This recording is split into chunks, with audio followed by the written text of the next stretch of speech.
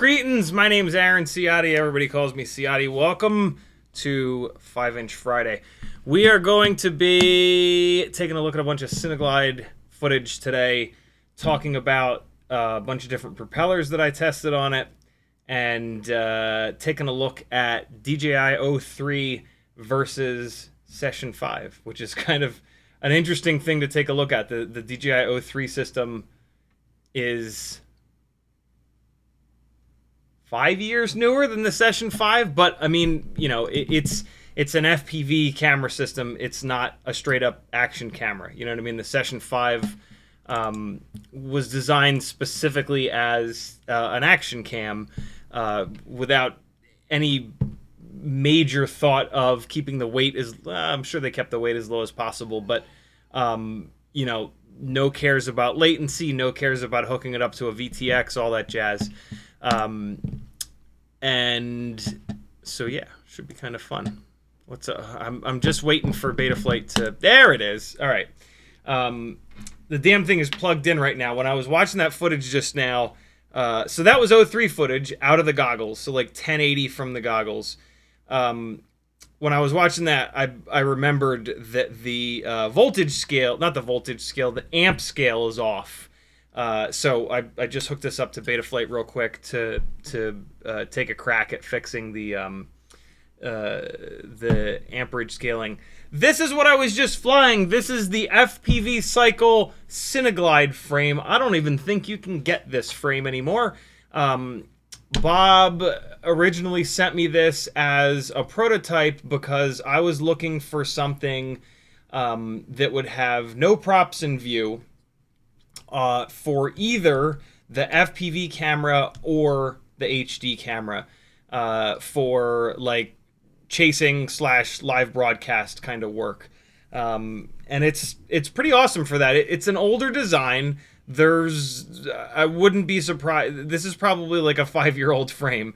I wouldn't be surprised if there's something else now that might have a little bit better vibration isolation kind of performance. But yeah, this has served me pretty well. I've had this put together. This has been the build that has been like right there for a long time.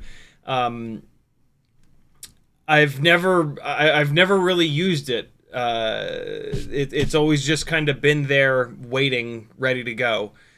Which, you know, you got to kind of do that sometimes. Like if there's a live broadcast gig that I get called about that's this weekend with, you know, where I would be chasing like cars or like motorcycle riders maybe that have like full gear that are hauling ass. This is it. This is the one. It is... I weight it and then I forget the weight. So the build is 20 by 20 stack, Hobbywing ESC, Acon flight controller, O3 in the back here.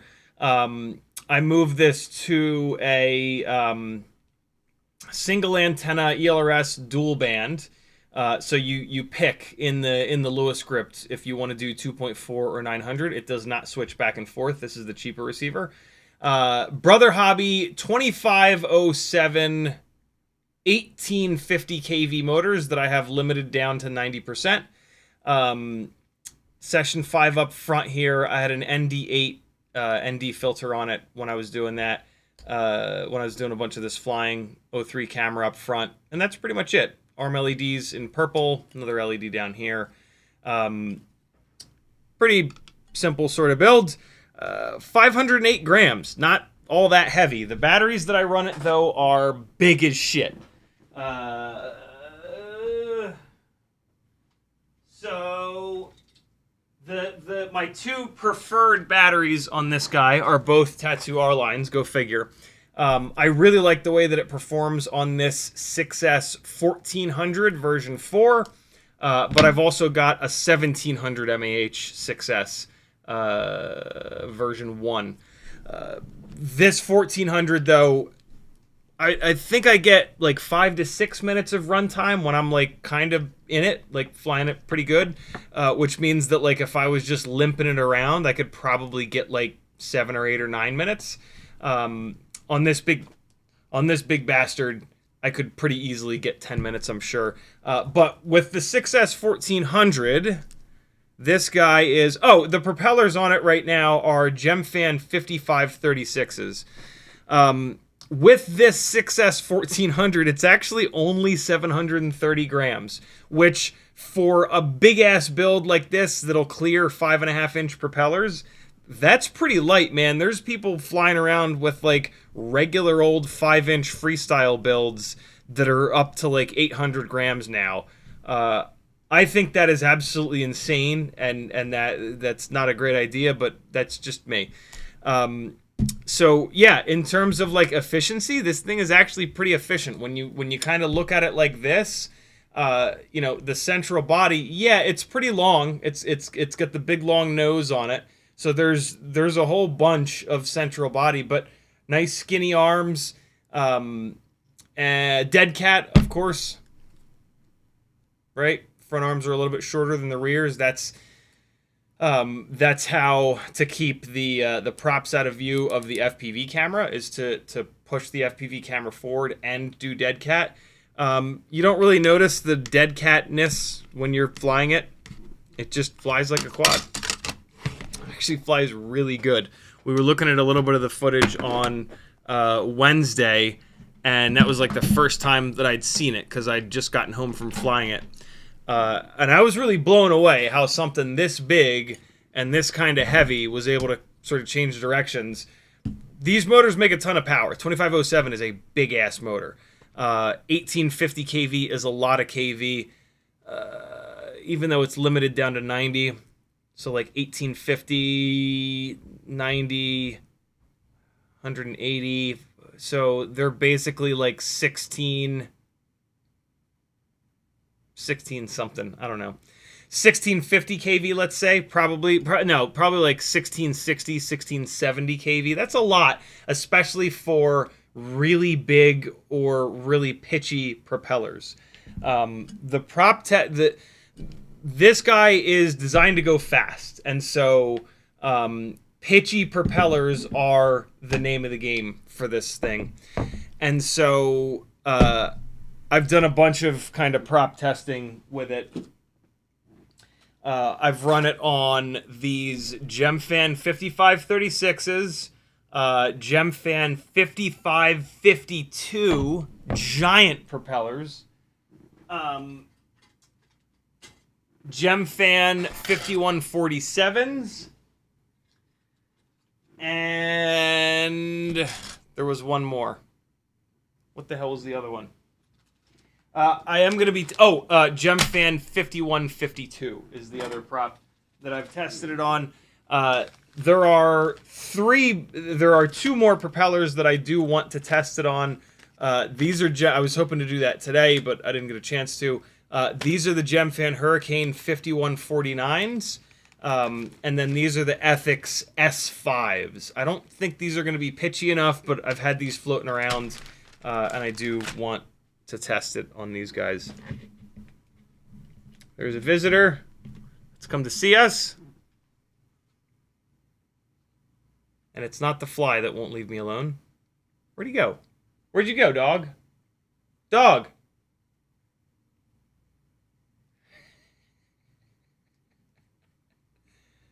Doggy! Can you do something about this fly, buddy? Get your little ass over here. Yeah! Look at him. Look at this dog. Look at this little German.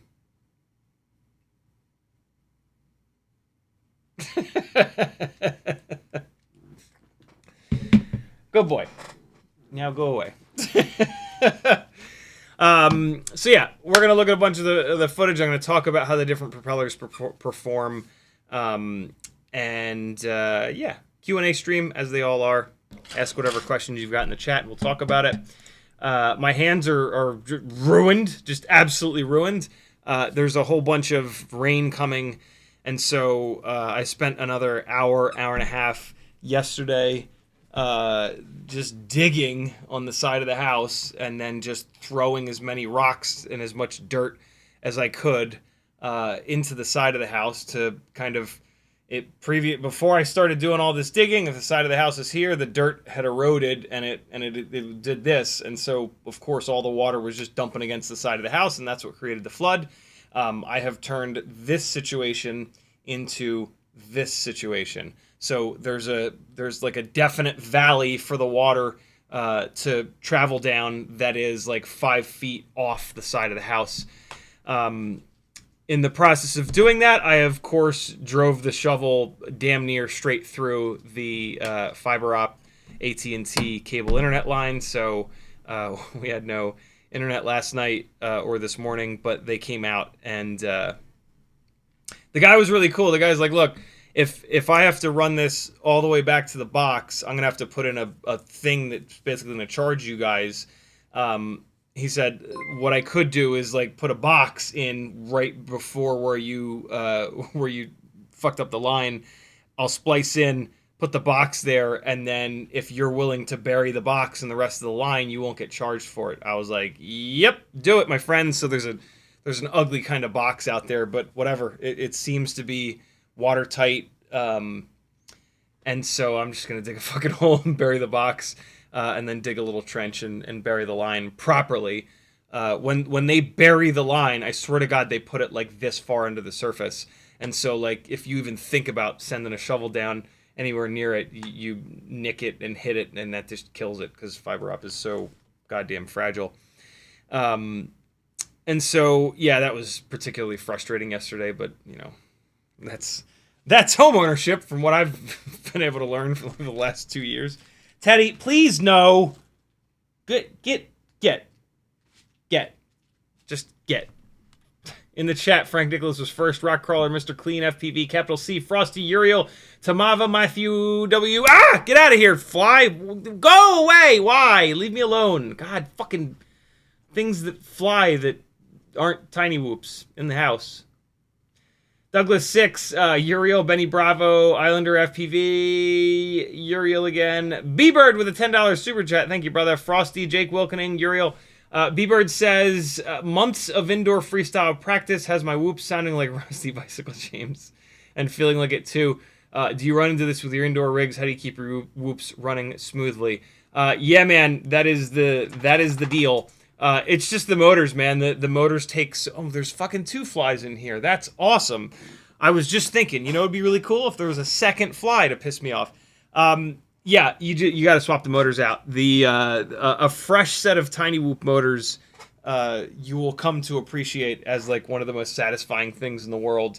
The motors are the weak point. They are the most fragile part of tiny whoop builds, and unfortunately, they're like arguably the most important part, right? Like, they're the part that makes the power, that does the spinning and all that jazz. And so what you can do is like spin each motor up. You'll find one motor that's like really bad. Swap that one out. You might find another one that's bad. Swap that one out. Or just get a full set of fresh motors, throw them on there, run those into the ground, and then do that. Like the existing set of motors. I mean, if there's one motor that's like really bad, get rid of it. But if they're all equally beat up, just throw the fresh set of motors on there. And then the ones that you've got are replacements for when you either completely break a motor or when you've beaten this set to death. And then you do that exercise. There's one motor that's really bad. You swap that one with one of these that are, pre-banged up. And because like if you just swap them out one at a time for fresh motors, you don't get that like magical moment of 4 fresh motors. You get like 1 fresh motor and 3 kind of banged up ones. And so yeah, there's something kind of cool about swapping them all out. So, but you know, you do you. But yeah, that's what it is. When a tiny whoop is like noisy and or it's noticeably not performing the way that it used to be, it's always the motors. The props you're going to be swapping out as they get banged up, right? So the propellers are never like 200 batteries old. These motors are on metal bushings, right? They're not on bearings. I mean, some of them are on bearings, but the ones with bearings are arguably worse than the ones with bushings because the bearings are so small that, and apparently these tiny little bearings for tiny whoop motors are not rated for the RPMs that we're turning. So we're operating these bearings outside of their performance window. And I've actually had better luck with the bushing-based motors. They're not as quiet when they're brand new, but they're more quiet as you run them for a while. After you've run them for a while and crashed them for a while. So, yeah, there you go, my friends. Thank you for the support, B-Bird. Very, very cool of you. Benny, bro, if you want to talk to me in the chat, just type CiottiFPV into your chat message, and for me, it'll light up an orange. If you want to get somebody's attention in chat, type their name, just like in real life. You know, you don't just walk up to people and start talking. You like walk up to them and say, "Hey, John," and then you start talking. CiottiFPV.com is my little website here where you can support me. Patreon helps me the most, and you get the biggest return on your $3 whole a month. Etsy has some really fun stuff that you can buy from me. Fiverr, you can schedule a one-on-one session if you really want to learn a lot fast. or if you want to save a bunch of money on the next build that you're planning. Teespring has some fun shirts and other apparel. PayPal if you want to support me directly, but you don't want to do a super chat because you know YouTube will take 30%. Discord is where all the good stuff is going on. You make sure you're in my Discord. All the smartest people are sharing their builds, info, all kinds of good stuff over there. It's the spot, yo. Searchable live stream transcripts, super helpful for finding something that I may have said 2.5 months ago. And then lots of affiliate links. Amazon, GetFPV, Pyrodrone, Race Day Quads, Newbie Drone, Weebleed FPV, BetaFPV, FPV Cycle, Hazingi, Oh My God, Brain 3D, HD0, Flywheel Emacs, Bad Good, Camera Butter, and AliExpress. Change your bookmarks over to someone's affiliate links so that you don't forget to use affiliate links. If you don't use bookmarks, you can change your URL bar suggestions. Like, I just type AMA every time I want to go to Amazon. It used to suggest Amazon.com. I removed that suggestion. There's always a way to remove the suggestion that it's making, and then you just hit someone's affiliate link a couple times in a row, and then your browser will use that as the suggestion from then on. That's how you support people that make stuff that you can watch for free on YouTube. Benny Bravo says, Yo, CiottiFPV, happy Friday, everyone. Islander FPV says, what are your thoughts on the new BetaFPV Air 65/75 version 2 frames? Supposed to be stiffer, more durable, and allow full-size AIOs to fit. There are a few of them on the way to me from Weebleed, which is very cool, of Zotac. So, yeah, it's interesting. Lighter weight and stiffer is a scary combination. So we'll see. In theory, they've had a bunch of people test it to make sure that it's durable, but in theory, that same thing happened on the Air 65 frame, and it was anything but durable. So I'm very cautious to say anything positive about it because I was just so disappointed by the Air 65 frame. One of the exciting things that I did read about this new BetaFPV frame is that they've brought the duct height down. So hopefully the propellers will actually ride around the inside of the duct now as opposed to being down below it. That was one of the worst parts about the Air 65 frame. So really, really cool that apparently they've solved that. You know, whether the frame is durable or not is another story. As soon as I get them, I will take one of these 65mm builds, drop it in there, and we will do an abuse live stream where I pound the living hell out of it. And we'll see how it holds up. We'll see if I can break it over the course of a live stream, and we'll see where it breaks. So yeah, I'm kind of excited for that. As a reminder, I've got this damn near brand new set of RC & Power 1003 22,000 kV motors for sale. Just message me somewhere. I'm not going to put them up on the Etsy store. They work on three-hole frames as well as 4-hole frames. 1S, pretty much only 1S is what you're going to run on these guys, unless you're going to run them on like a really small propeller at like a really high RPM, but really at 22,000 kV, they're meant for 1S. I would put these on some kind of a toothpick, like a 2.5-inch biblade toothpick. Might be able to crank a really lightweight 3-inch biblade, but yeah, that's what I think these motors would be good for. They have really long motor wires on them, so they'll work really well for that style of build. I also have this GoPro Hero 8 battery. It's yours for free if you want it, as well as a Hero 8 door and a little 3D printed door. I just want these to go to somebody that's going to use them. I don't have a Hero 8 anymore. What else is happening? I think that's about it. Oh, very cool bags over on my Etsy store. It's made of this like kind of thick material, and it looks like a Burger King bag. I love putting propellers in this. It's got these lines so you can write what's on it. I swear to God, there's like 20 or 25 sets of props in here, and they've been in here for a while, and they haven't punched a hole in the bag. So yeah, support your boy. Look cool while you're doing it. Get you the world's coolest prop bag. Oh, and if you have an iFlight Defender, message me. I have some extra parts for you. All right, now I think we're good. Let me get caught up on chat first. Jake Wilkening says, I was curious about GoPro 11 fireworks filming settings. So the main thing to remember is that any camera is going to try to expose gray. So if you're taking pictures at nighttime, and you're not using some kind of like a specific night setting on the camera is going to try to brighten all of the blackness that is nighttime up to gray. If the camera does that, fireworks that are very bright are going to become just white. The fireworks are going to be completely blown out.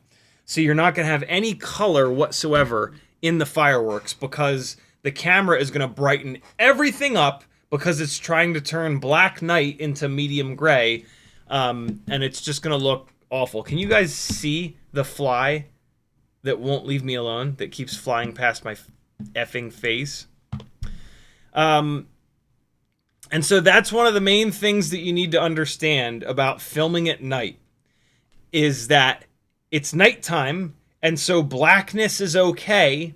But cameras don't understand that. Cameras don't understand that it's nighttime and that it should be, that a bunch of the frame should be full-blown zero, like 000 black.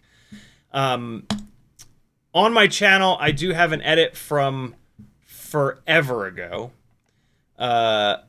Flying fireworks on the 4th of July.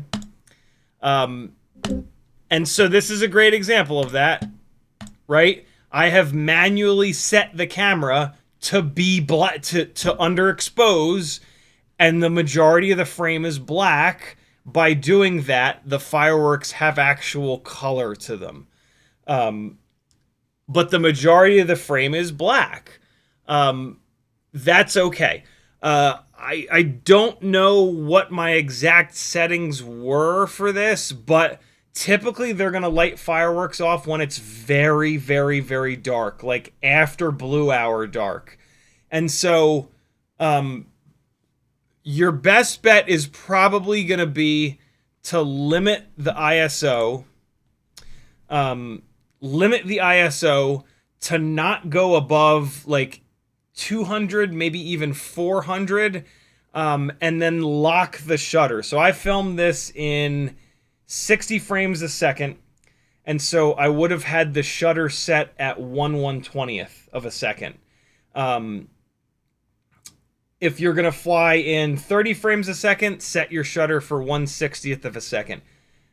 Fly it in 60 frames, though. The reason why this is so cool is because I'm playing the majority of this at 50% speed, and it's just like so fucking ethereal and like magical, and like you're seeing all this stuff that you might not have seen before, in the way that like these little things like popping and crackling there. I didn't know they did that. I've never had my eyeballs inside of a firework explosion before, but like the 60 frame per second thing is really, really cool. So yeah, set the shutter to manual and lock it at double your frame rate. So if you're going to fly in 30, do 1/160th. If you're going to fly in 60, which you should, do 1/120th. And then just limit your ISO. If you can't limit your ISO, set the ISO to like 200 and just leave it. But most cameras will allow you to set the highest point that the ISO will go. GoPros certainly do.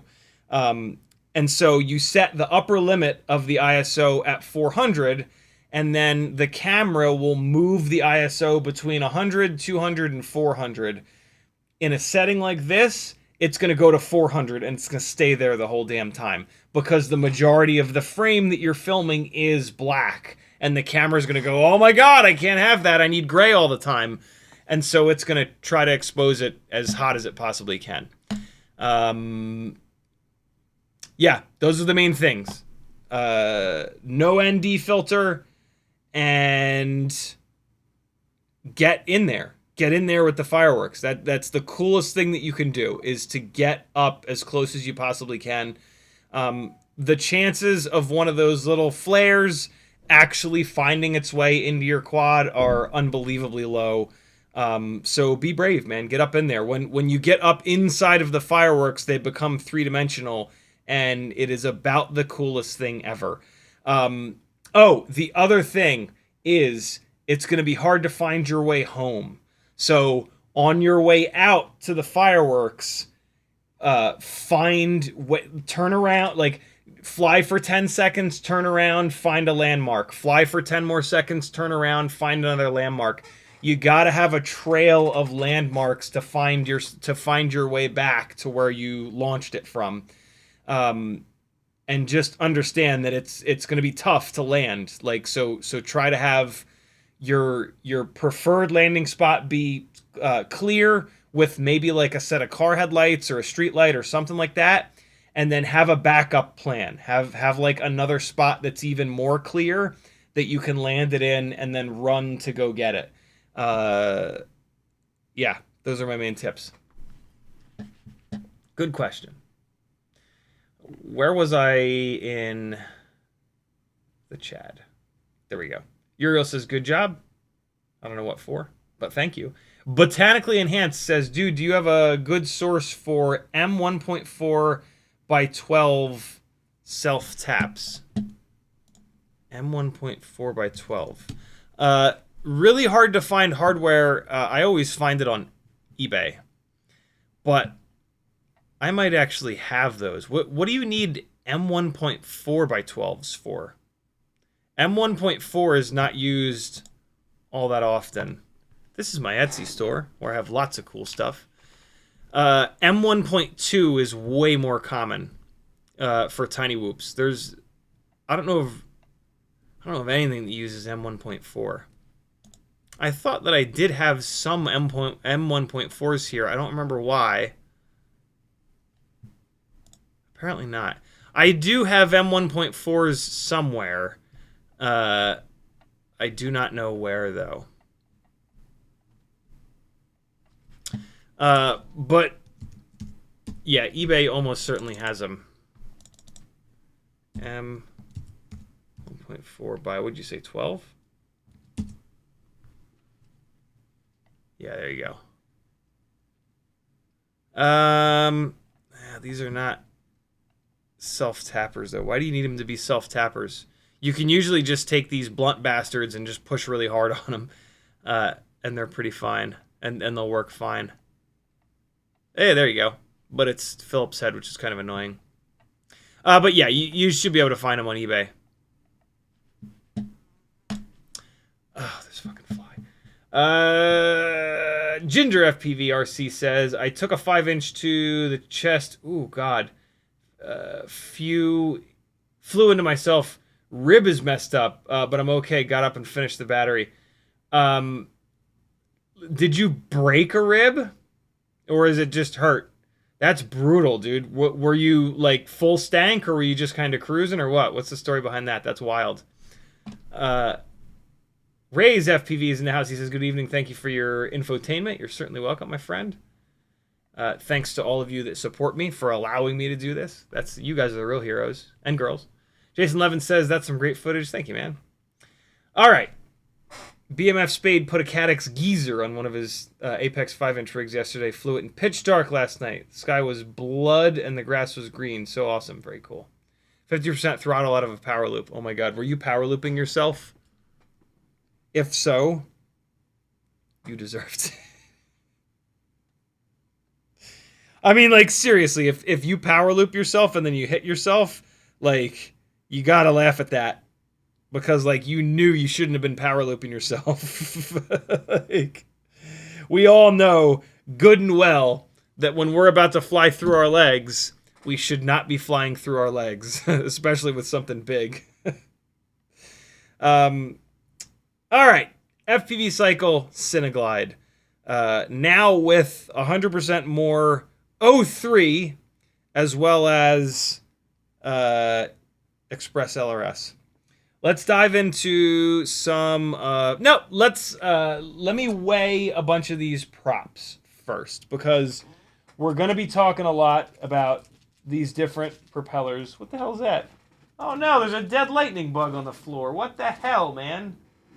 There's only like 5 lightning bugs in existence anymore, and one of them died in here. What the shit's that? All right, so let's weigh some propellers. Pull this camera over here real quick. This will be fun. We'll start light. We'll start lightweight. These are Gemfan 5147. These are racing propellers, really. 4.2 grams. These are the propellers that I flew on this thing. So these are the lightest weight. I believe the heaviest weight are these Gemfan 5552s. Big bastards. These guys, my God, 6.6 grams. So 6.6 grams is the heaviest that I flew. This is the Gemfan 5152. Same exact blade design as the 5552, but 5.1 inches instead of 5.5. These guys are 5.27 grams. That's a big difference. And then we've got the 5536 Hurricanes. So same size as the 5552s, but sort of the blade profile from the 5147s. These are, oh my God, they're really light for what they are. 4 grams. So 4 grams for the 5536s. The lightest were the 5147s. What? I'm sorry. I was going to say there's no way in hell that's right. 4 grams were the Ethics S5s. I grabbed the wrong bag here. Here's the 5536s. Sorry about that. I am going to test those S5s. That's interesting. They're 0.2 of a gram lighter than the 5147s. 5536, 5 grams. 5 grams right on the nose. Man, that is light as hell. So this is a 5.5 inch propeller. This is a 5.1 inch propeller. Yes, these blades are massive, but that's wild. This 5.1 inch prop is 5.2 grams. This 5.5 is, yeah, 5 grams. I'll be damned. This 5536 is really good. This is a really, really nice propeller. Not as fast. This 5152 and this 5552, because they're so pitchy, they just absolutely haul ass. Like, they just scream. The problem is they're a lot of work. The motors have to do, the hell happened here? The motors have to do a lot of work with these super pitchy, super thick propellers, and that you lose a bunch of response time because of how heavy they are. But this rig is built to go really fast. Well, you know, I weighed the Ethics S5. The other prop that I'm really looking forward to trying on this, might as well weigh them all, are these Gemfan Hurricane 5149s. Big, beefy bastard. Again, big, thick blades. But this is cool. This is like a mix between a racing prop and a super high-pitched propeller. This guy is 5.2 grams. So this weighs the same as the 5152. Totally different blade profile, though. Look at the difference in... Hold on. Let me grab a left side high so that they'll stack next to each other. Look at the difference in the blade profile between these two. The red prop is the 5149. and the red prop is sort of more current, you could say. These 5152s and the 5552s have been around a long time. The longer a propeller has been around, the more it's going to mimic an airplane propeller in the blade profile, a propeller for a wing, I should say. This blade profile is much more FPV. Like as propellers for our specific flying crafts have developed over the years, this is a lot more of the blade profile that we're kind of seeing for the environment that we fly these things in. This 5147 is a somewhat current propeller, and you can kind of see a very similar profile to the blade itself. The 5152 and the 5552 here have like a much more old school propeller design. And so for FPV use, that matters, right? Like we don't, a wing, pretty much every other flying thing, right? It's like this the whole time, basically, right? Like the props are vertical. The air comes directly in and gets sent directly back out.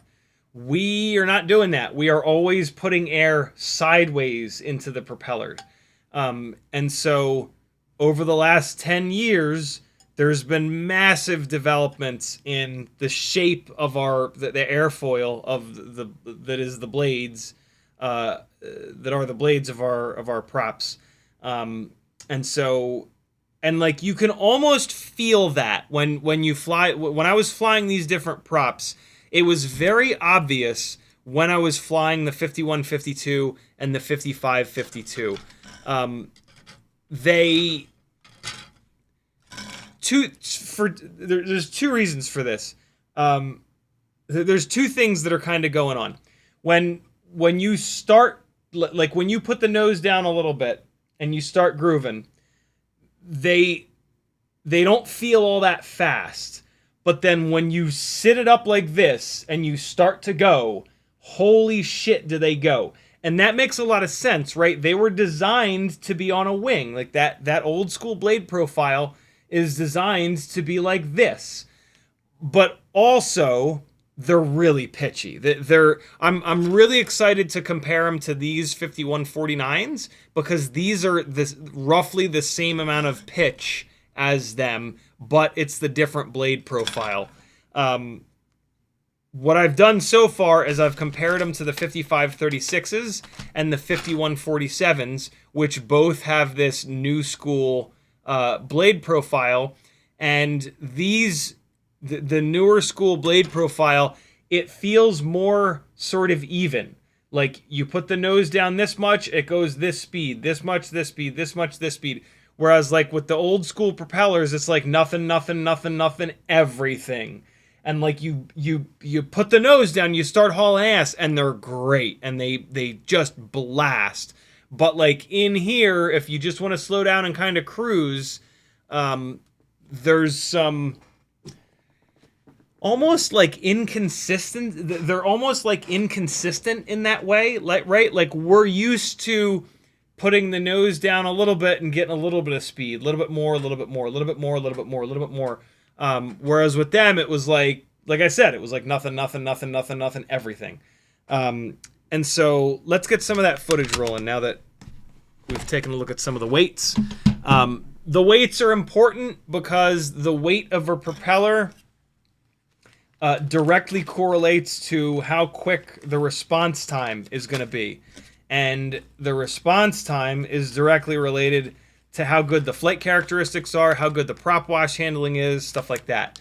And so, yeah, you're gonna see some of that in this footage, and I'm gonna tell you about some of it. So let's watch and listen to some of the Session 5 footage. So we'll start with the smallest propellers and then kind of like work our way up. So first, it's going to be the 5147. This is like a fairly standard, it's a pitchy propeller, but Let's look up what the actual pitch is, because the Gemfan naming convention at the time that these were made was not right. They are not 47 pitch.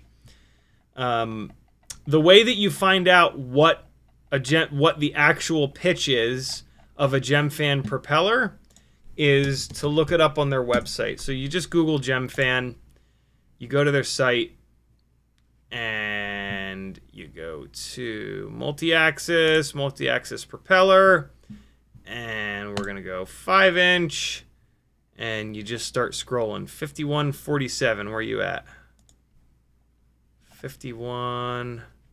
Well, here's we might as well open up all these props. Oh, you know what? I didn't try any of these 51. I have a bunch of these 5149s, and they're pretty good too. I actually really like these. So let me open that in a tab. Here's the 5149 that I'm going to test hopefully this weekend. I'm also looking for the 5152. Here's the 5147. There we go. And then I might as well pull up the 5152 as well. Or did I miss it? Was it on the first page and I missed it? What? Where is it? 5050. Oh yeah, I remember this one. It's like kind of bullnose. Where's the did I open it and I didn't even see 5552, 5149.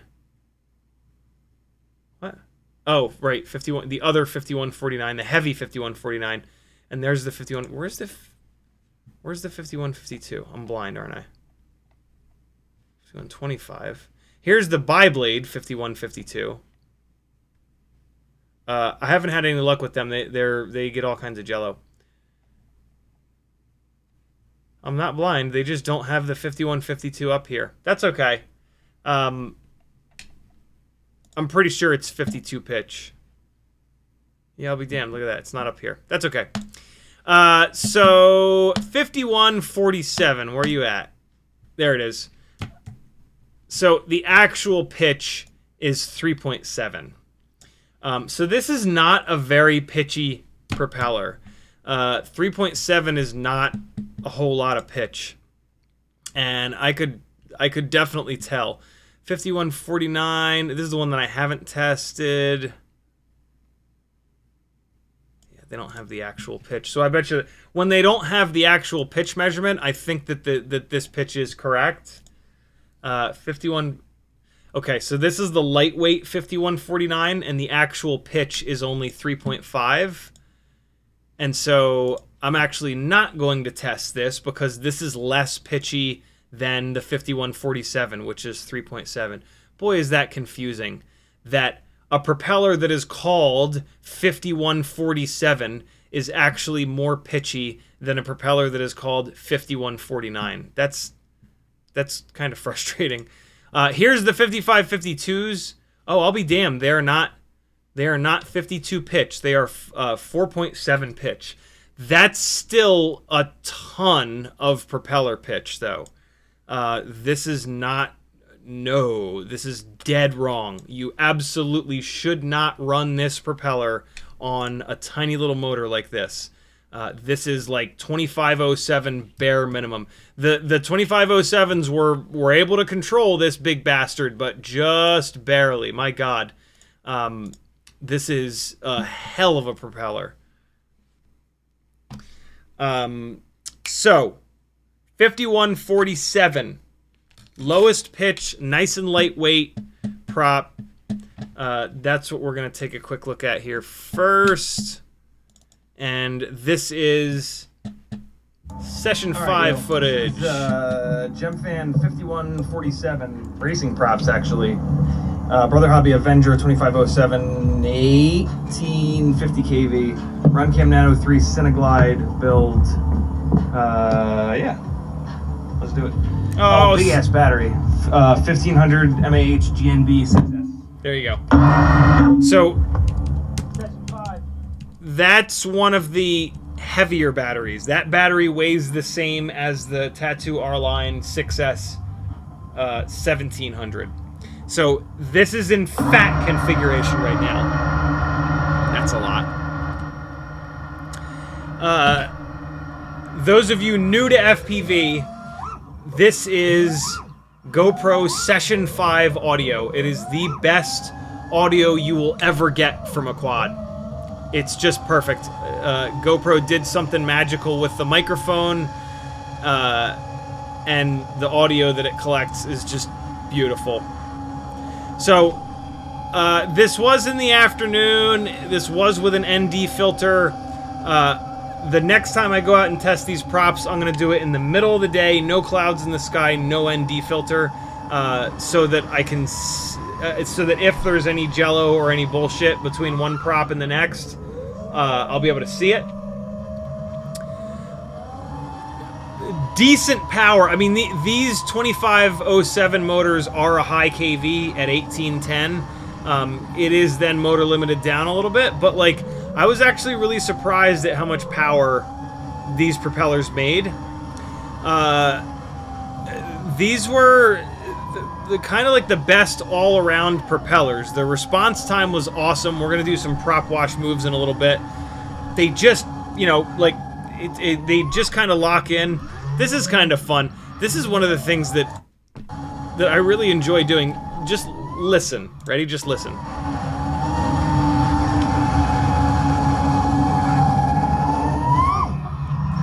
So you can, that's a cool example of like thrust vectoring. I left the throttle exactly the same. The rig was stood up like this. I pitched it back. It sent all of the thrust that it was sending rearwards down, and that was enough to get it to climb up that pole. Just like a cool little flight characteristic thing. Getting a little more aggressive with these. Unbelievable flight characteristics. Like, these motors are big and powerful. These propellers are relatively light. And so, no prop wash, no bobbles, no nothing. Just like super crisp flight all the time. These props are good, man. They're not the propellers for this rig, but boy are they good. I mean, like, look at that. That's like a big throttle shop. Totally clean. Totally clean. Really good response time from this light of a propeller. That was actually the tip of the propeller clipping the ground. Holy shit.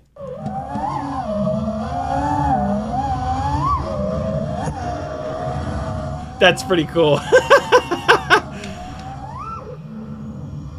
Oh, dude.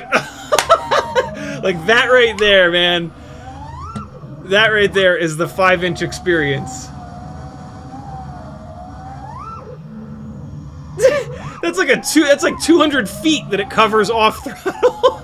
It's insane. There you go.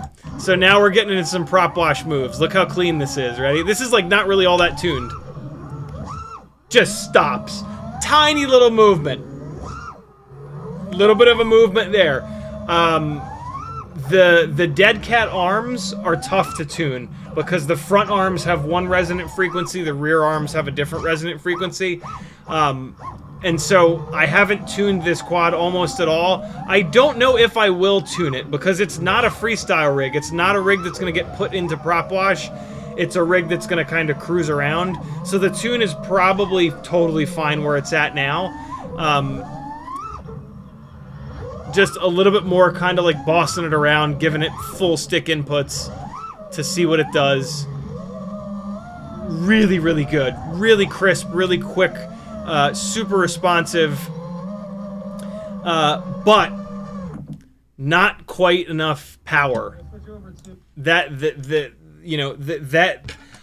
I knew that, and I knew that, but I wanted a propeller that was nice and lightweight to offset the fact that I was going to fly a whole bunch of really big, really pitchy kind of props. So there's the 5147, really impressive prop, to be honest. Like, I really can't believe how much power and speed these were able to make. And they're really lightweight, and like, yeah, really, really good propeller. Motherfucker! Ah, I got you, you little jerk! Alright, one fly down, one to go. So yeah, absolutely nothing wrong with the Gemfan 5147s. It's just, it's a comparison point for this build, not a realistic option. Next up, we're going to go to, let's go all the way opposite. Let's go to the 55-52. Let's go to this big bastard. And hopefully you'll be able to see a difference between these two. Obviously, not obviously, but when I'm flying these different propellers, I can feel the difference. But being able to see the difference in the flight footage is a whole different kind of thing. And so we're going to go to 55-52. Where the hell is it?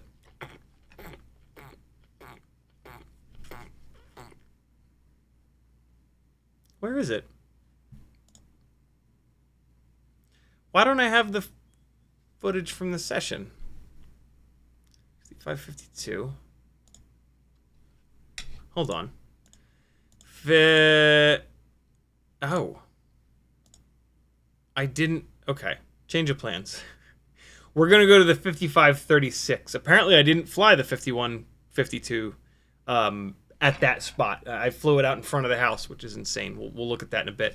But we're going to go to the 55-36 next. So this is a similar blade profile, but obviously 5.5 inches. And let's see what the actual pitch is. Hold on. Let's see what the actual pitch is since we have these tabs opened. 55-36. Where are you at? Oh, well, hold on. I need the I only looked at the 5-inch props. I got to look at the bigger props for this. 55-36. Where the hell's the 55-36? 50. It's not going to be on here, is it?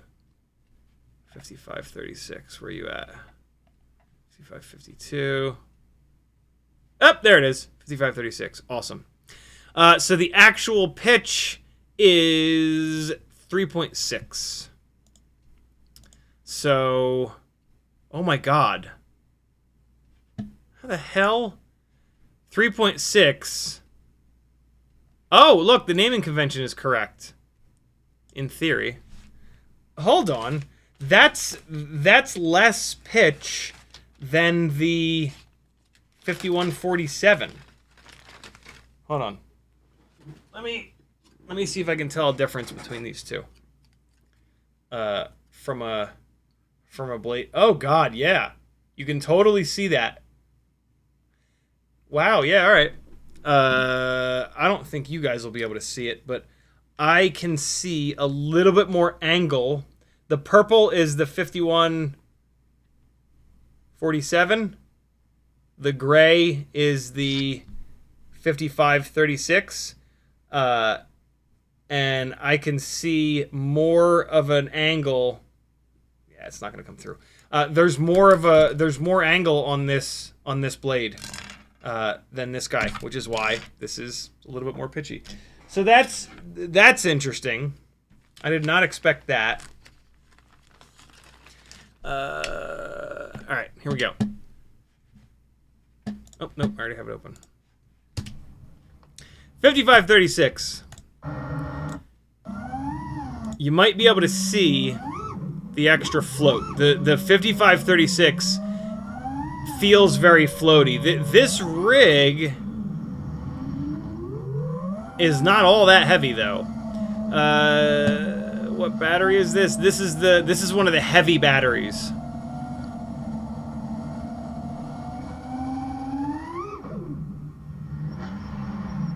See all that float? See that? That was very noticeable between the 5.1 inch props and the 5.5 inch props. The amount of float and just the speed that it would come back down to the ground was exactly what you would kind of expect, but it was interesting to kind of see that, to feel that and notice that. Still plenty fast. A lot heavier and more draggy because it's bigger, so the response time is not going to be as good. So you're going to see a little bit more, some more wobbles, some more bobbles, and then look at that float, bro. Look at all that float. I'm going to turn it up a little bit so you can hear the throttle. Ready?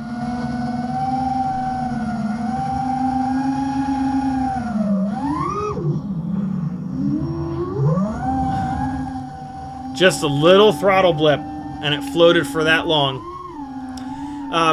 The motors are coming down to idle really nice on all these props, so I know none of these are like super out of balance, which is really good. These do not feel nearly as fast as the 52 pitch propellers, which again, to be expected. These props would be good for if you needed a bunch of efficiency, but you didn't need a massive top speed. If you wanted to go fast on these propellers, I would remove that motor output limit, and I would use KV to make these propellers go really fast. You don't get as much throttle resolution when you do that, though. A really pitchy propeller is going to perform really good at high speeds, and it's going to give you really good throttle resolution at high speeds. That's kind of like the use for these 52 pitch propellers, is just nose down blasting. These props fly really good though. They give you a lot of time to do things because they're big and they're light. But they don't have that raw power. 36 pitch is not a ton. But for cruising around, these are really good. So we should be getting into some... There we go. Well, this is me being a weirdo. I think we're going to get into some prop wash stuff here. Here we go. What the hell is that? I was just getting all weird. This is one of the last batteries I flew, and I was just getting weird. Come on, do it. Pass me, do it. Do it. Do a prop wash turn. Come on, please. Stop having fun. Past me. Didn't get that quite. Didn't get that quite right. Got that one over there. Don't tell me I didn't do a single. Yeah, look at me getting all like, oh, I messed up the one power loop. I want to practice. There was a little prop wash turn there. A small one, but. Oh, you donkey. Alright, hold on. Let me see if I can find a situation where I really change directions hard.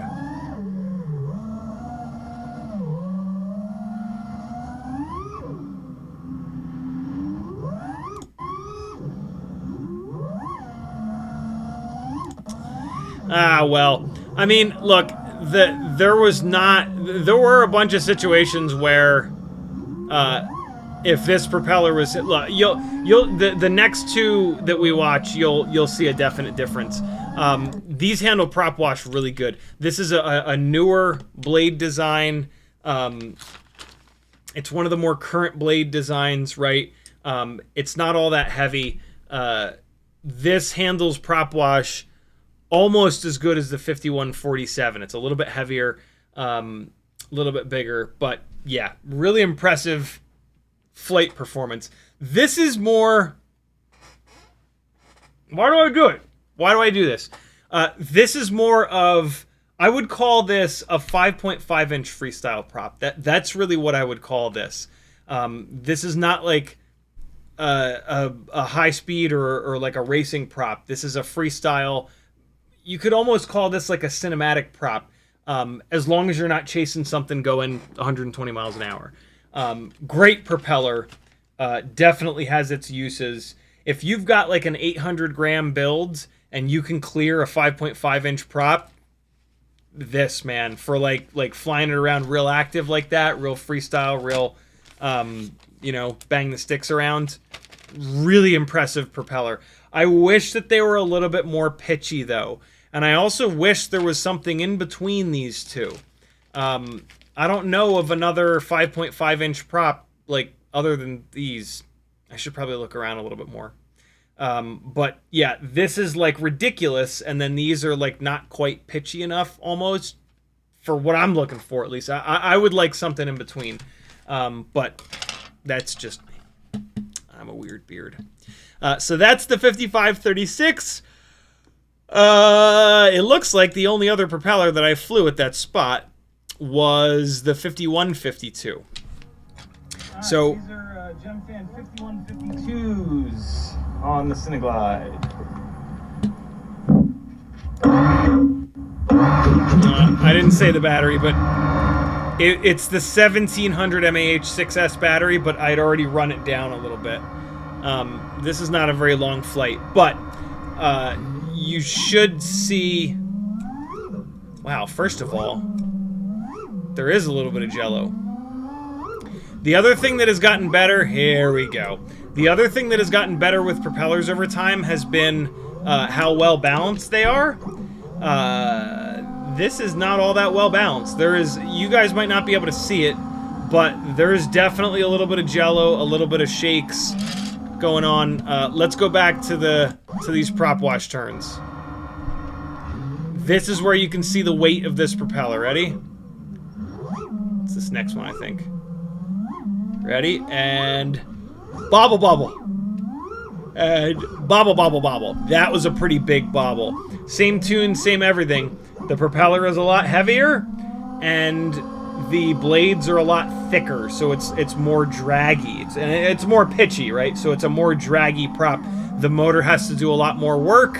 That's going to make the response time slower, and it's not going to be able to handle prop wash as well. But when I put the nose down, look at this thing go, right? So it's a little bit faster here, but just listen for me to dig in more to the throttle. Look at it go. Look at the speed now. As I push more on the throttle, they just cover ground, man. Look at it eating up this baseball field. And then I think up here I really put the nose down.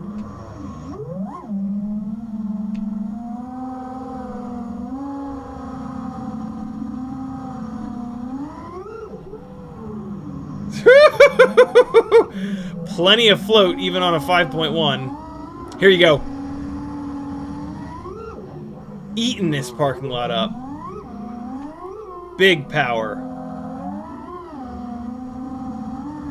The more throttle you give it, there, that's it. Just blaring across this parking lot. Horizon right in the middle. This is like 30 degrees of up tilt. This is not like mega up tilt or anything. Just eating this spot up, man. Look at these go. And then when you do hit full throttle, they just explode. Here you go. Look at that. So the response time ain't bad. Look at how crisp that is. No bobble, no bullshit. If you really put it into prop wash, they struggle a little bit. But you should not be flying in a way that puts a rig into full tilt prop wash. You should be trying to avoid that. Flying up to 399 feet real quick. Look at this. This is actually really... I was really impressed by this. No bullshit. All the way down. This rig is props in. But look at that dive performance, man. I went a little too far back.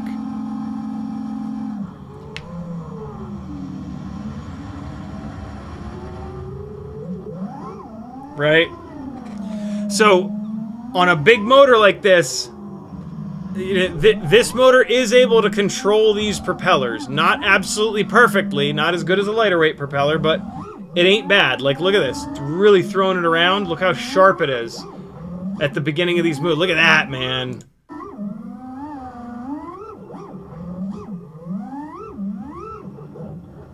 Look at that. This is not a freestyle prop, man. This is a big, gnarly, gnarly high-speed prop. Whoa, shit, I didn't know that happened. Wow, I haven't watched this yet. That's super funny. Yeah, and of course, the one thing that I don't want to do with this rig is crash it. That wasn't a real crash, though. That was just the propeller catching the ground. That tiny little crash annihilated 3 out of the 4 propellers, actually. So yeah, it was time to come back. But man, I was really impressed by these. But the problem is that they're not as well balanced. They're not quite well balanced enough. I have a feeling that when I take these out in the middle of the day, they're gonna be a jello-y mess. And it's just because they're older. They're just an older propeller. You know, these are like 5-6 years old. But for going really fast, they're pretty impressive. I hope that the 55-52s are a little bit better balanced. But they probably won't be. So yeah, 51-52, really interesting propeller. When I can get out and fly these a little bit more, what I'm going to do, no ND, middle of the day, to check out the jello. I'm going to put the... So one of the reasons that I run the... This is one of the reasons that I run the pitch in my OSD. I'm going to go out and I'm going to do a run, fly it flat and level at like 20 degrees of pitch and like 5 seconds.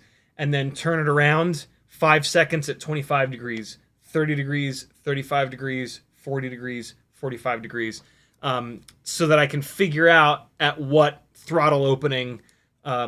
or at what throttle percentage the jello is kind of happening, and to kind of see how bad it is.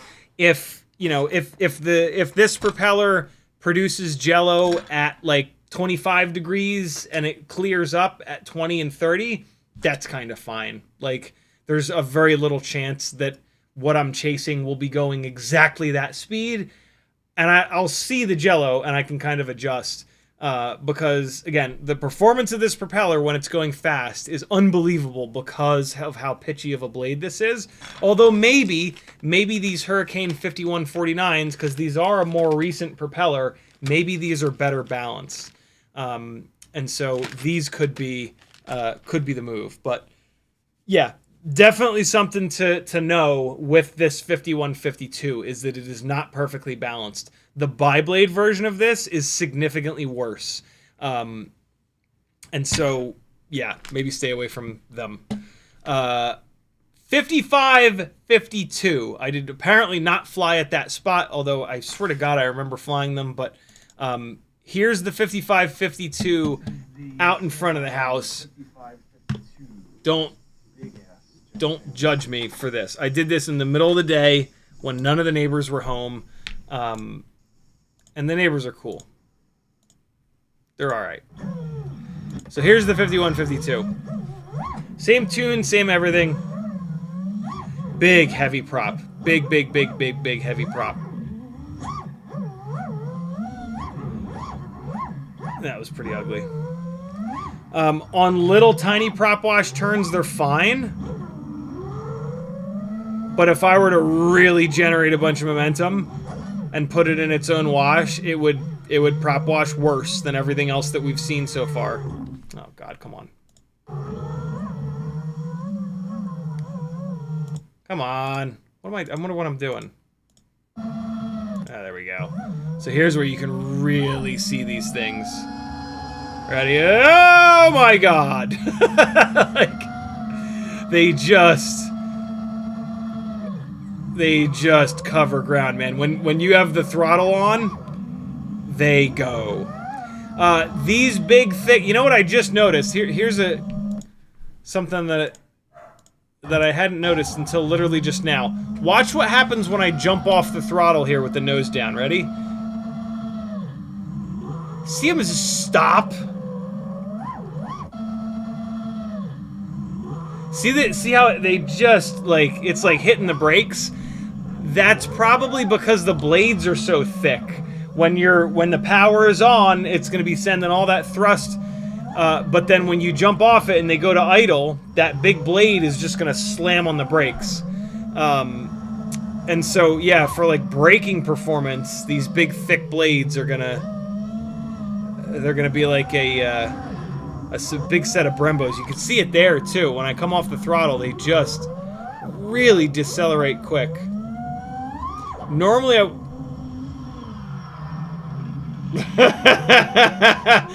That is the 5552. Listen to... That was not a big throttle blip, right?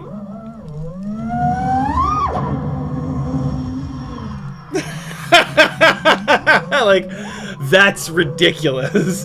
That is an obnoxious amount of float and an obnoxious amount of power to get it hurtling upwards that much, and then to come back down.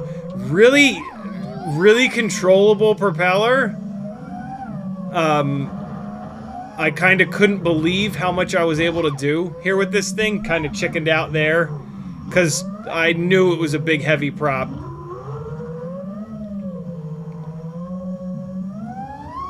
Not bad, man. If you've got a motor big enough to control these big propellers, you can fly them like this. You know, a lot of people wouldn't think to fly a big gnarly propeller like this as sort of dynamically as this, but you certainly can.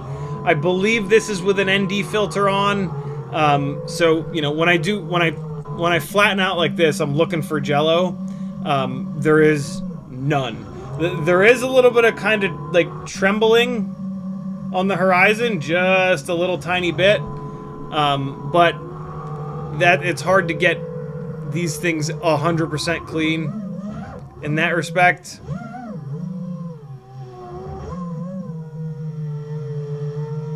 Hard to land the damn things too.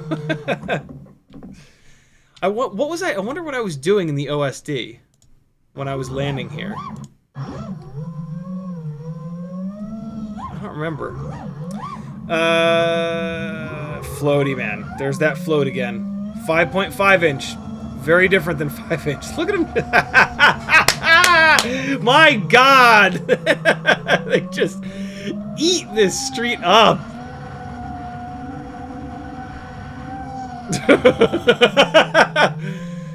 Really crazy.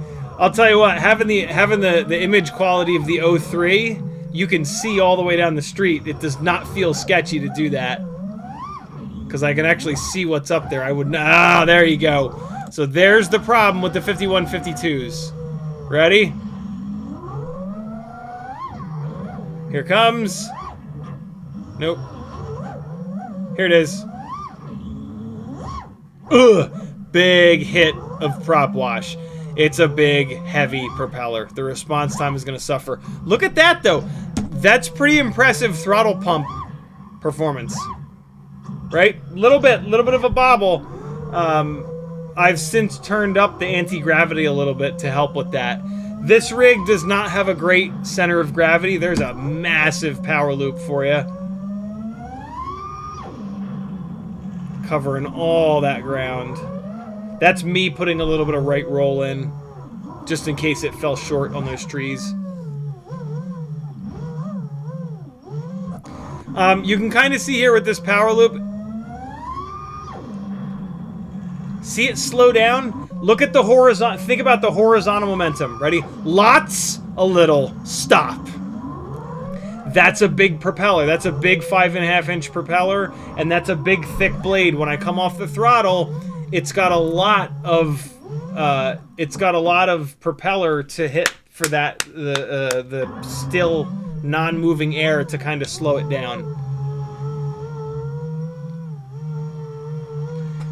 Just like we talk about with the tiny whoop propellers, right? When you go up to a bigger propeller, it's gonna kill some of that momentum when you go to throw it over objects and you're zero throttle. These big, thick props are not going to want to be off throttle. They're going to want to slow down and stop. That's not what this is for, though. This is a propeller for being on throttle and going really fast. This is not, you know, if you're going to be spending a bunch of time at zero throttle, that's you want to run a freestyle propeller. That has less of a blade surface so that it can cut through the air when it's at idle. So yeah, there's the there's the 5552, the big brother to the 5152. Definite difference between these two, man. This is way more floaty, and when you come off the throttle, this slows down a lot quicker. This is sort of almost feels more balanced in that respect. This is a pretty extreme propeller. It looks like it, and it is. Can't really tell about the jello though, because I had an ND filter on the Session 5 for that. Last, okay, so here's the other 5.5-inch prop. This is the 5536 out in front of the house. 5.5. What are they? 55, 30? So this is a lot less pitch, but a lot lighter weight. And let's see if we can tell. Let's see if we can tell the difference between these two. I already can. Can you already tell how much slower it is?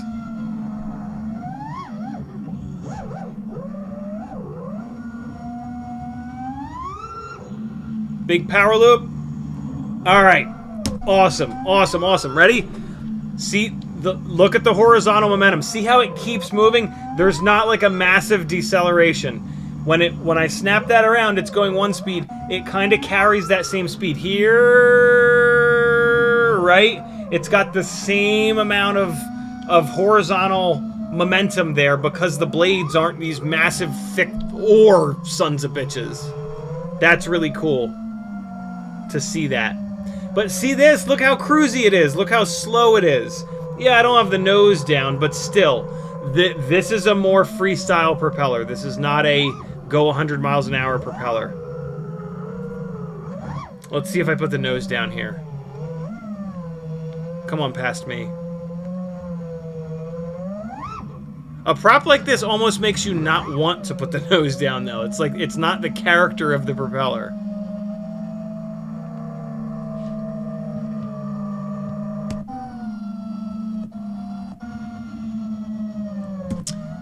Let's see if little tiny bit of jitter, but looks like less jitter. Makes sense, it's a lighter weight propeller. Ah, I wish I'd done a flat, straight ahead cruise with this. Really good dive performance, it's lighter. I should have shot through that gap in the trees, what a wuss. There you go. Plenty of power. Bunch of float. Just not as listen to how long this full throttle blip is compared to the 5552. Ready? I'll shut up. That was a bigger that was a much bigger full throttle blip. The 5552s, it was like whop. That was whop.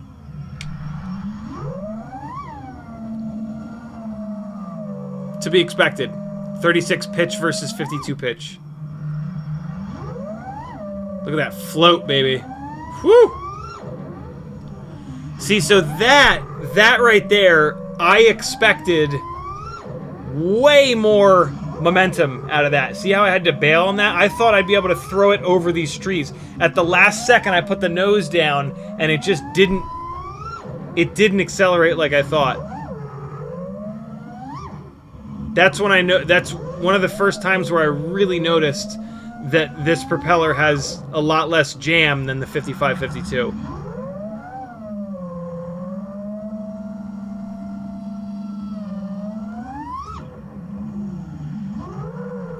Cruisy though, man, cruisy. Very fun propeller just to kind of explore and jam around with.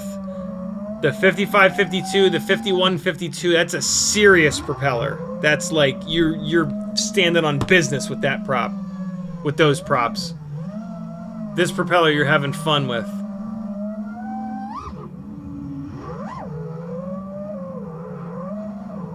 Isn't it cool to see this space shrunken down from a bigger, more powerful, heavier rig?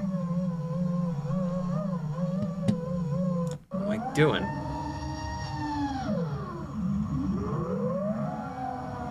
Floaty, floaty, floaty. Great flight characteristics, just not the top speed that I'm kind of looking for from this build. I kind of want to turn this off, but I'm hoping that I put the nose down at some point here. What was that?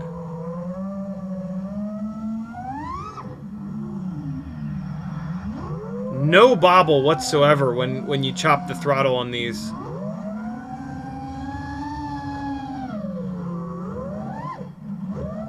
So cool to play around with these trees. I've spent very little time playing around with the tops of these trees.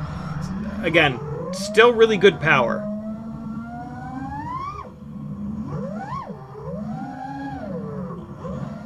Great runtime too. This is a 6-minute and 40-second long file, and this is on the smaller battery. This is on the 6S1400. Different throttle openings, no wobbles, no bobbles, no bullshit. Almost put it in the top of that fucking tree. I was trying to hold the same pitch back, but it just didn't work out the way I wanted it. I'm also being careful.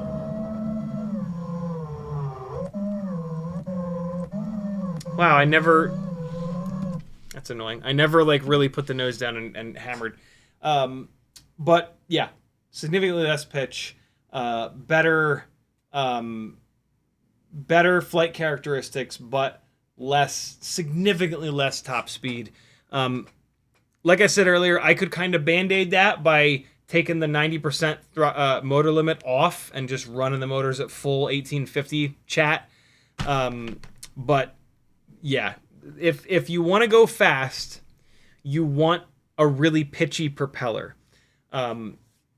The deal is that when you're going really fast, you want as much throttle. If you're going to be spending a lot of your time going fast, you want as much throttle resolution as possible when you're going fast.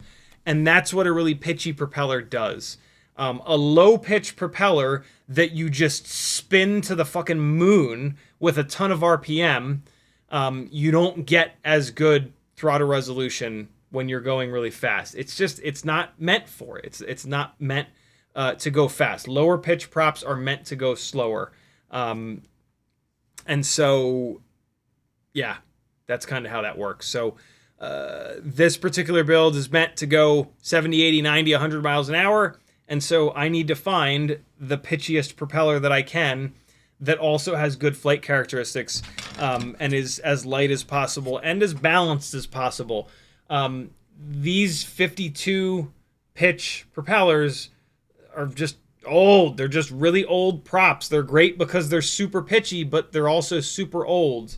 And so I'm really hoping that these 5149 Hurricanes are going to be my my go-to. It's got the more current sort of blade profile, and in theory, it being a more current propeller, it'll be better balanced. So really excited to try these out. Did we look these up? 51499. Did I pull these up on the Gemfan site? 51. Those are the by threes. Here, 51499. It doesn't say what the actual pitch is, which in theory means that this is an actual 49 pitch prop. And like when you look at it, when you look at the blade profile, it looks pitchy, man. Like that's an aggressive ass blade angle there. So I don't doubt that this is as pitchy as it claims. So yeah, maybe these are the go-to. Where are all the pitchy HQ props, yo? What's up, HQ? Do you not make pitchy 5-inch props? What's going on?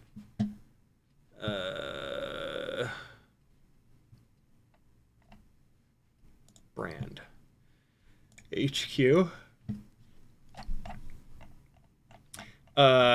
Organize new to old. Yeah, that's what I want. We've moved away from really pitchy propellers over the years. Oh yeah, right. The V1Ss. There's the 5x5 V1Ss, and they're in stock. I'll be damned. The V1Ss were notoriously not that well balanced though, so I don't know about these.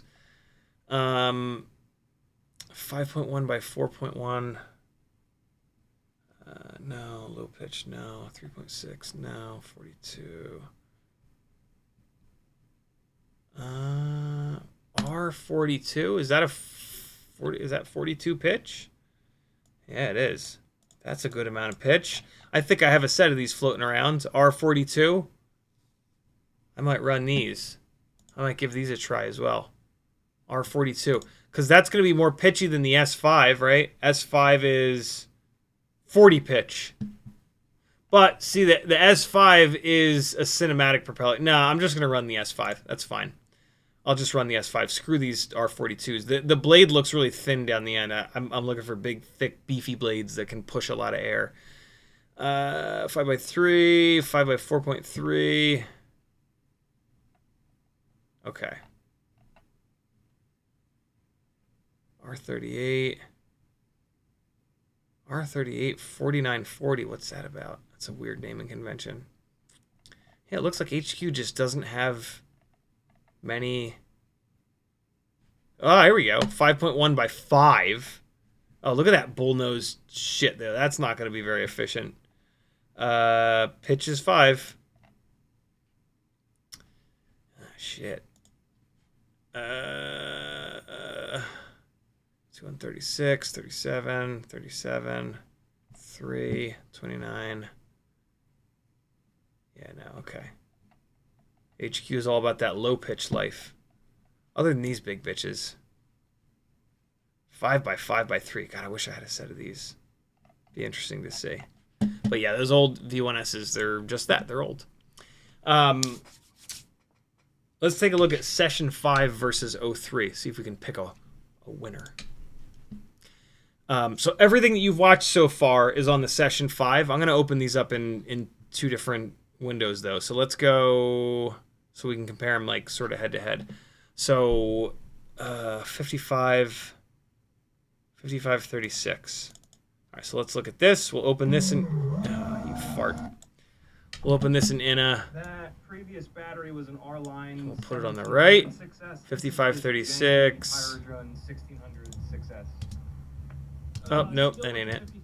Oh, nope, that ain't it. Oh, what the hell? Where's the... Where... Tell me I didn't delete them. I think I deleted them. I don't think we're going to actually look at Session 5 versus 03 because I have a feeling that I thought that I pulled the files off of the memory card in the 03 VTX, but it looks like I didn't. And so I'll bet you that this is empty.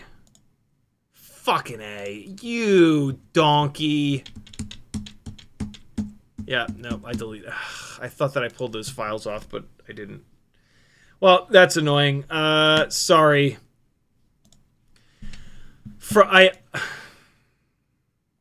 That's so annoying.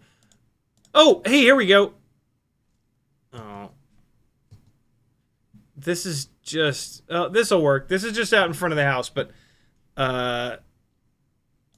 this'll work. Okay, so here's the 03 system. I had it set on 2.7K 60. And so let's go back here. We're going to offset this. And then, so that's the 5536. 5536. There we go. Okay, cool. So Cineglide with the 5.5. What are they? At some point, I landed in the driveway. There it is. Hey, there it is. Okay, pause that. And then, so it's going to be Session 5 on the right. Oh,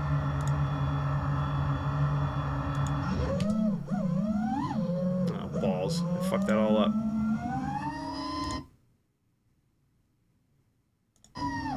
There it is. Okay.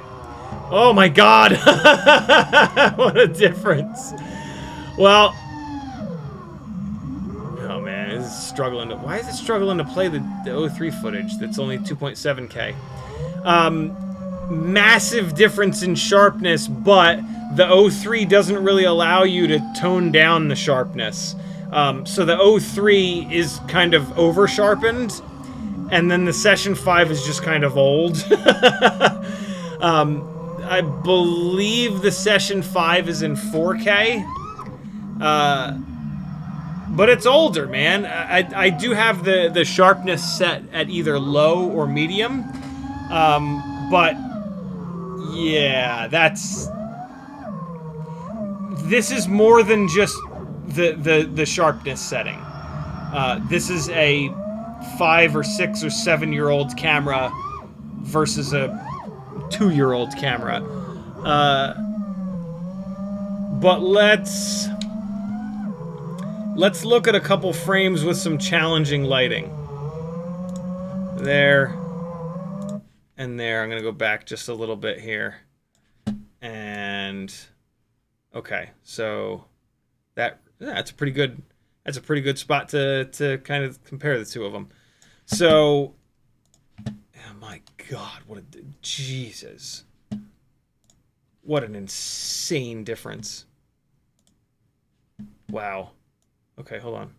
Oh, wait, no. It was the previous. Which rooftop is that?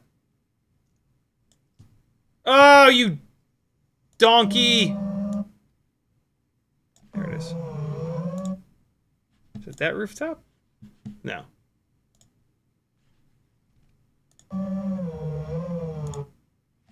There it is.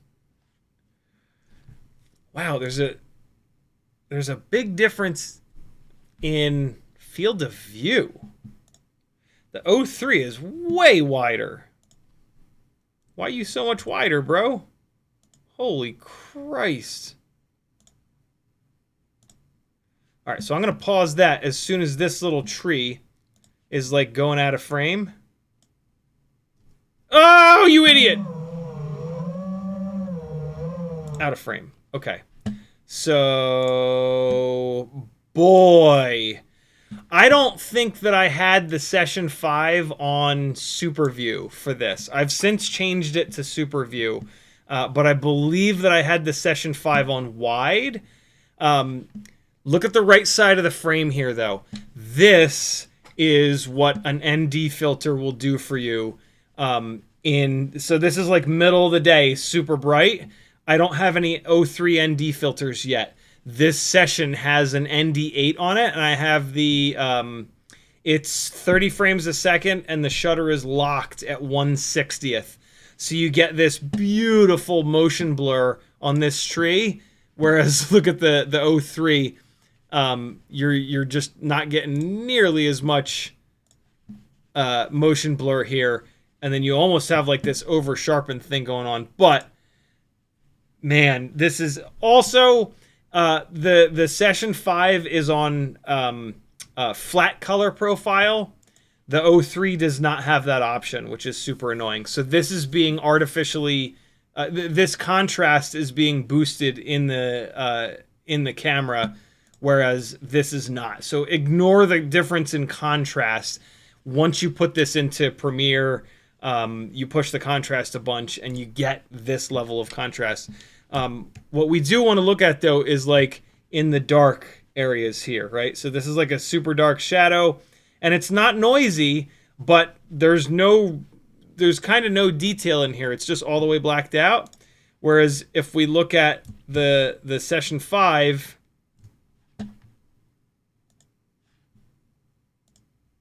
hold on. Well, I actually can't go that. Wow, these look so different.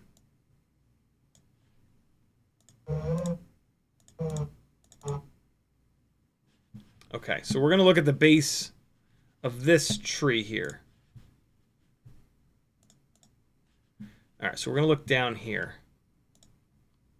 I cannot. Okay, now we're going to look down here in these shadows on the ground. Okay, right? So look at these shadows on the ground, right? Here, there's nothing. This is 100. This is just 0, 0, 0 black. No detail whatsoever. Session 5. Oh, wow. Wow. It's kind of muddy, but there is detail, right? There's some actual light down here. That is wild. But that might just be because the 03 is not letting me put it into D-Log mode. It's not letting me tell it to not push a bunch of contrast in. So that could very well be it. If you look in here where there's like some mottled sunlight, you start to get some nice detail.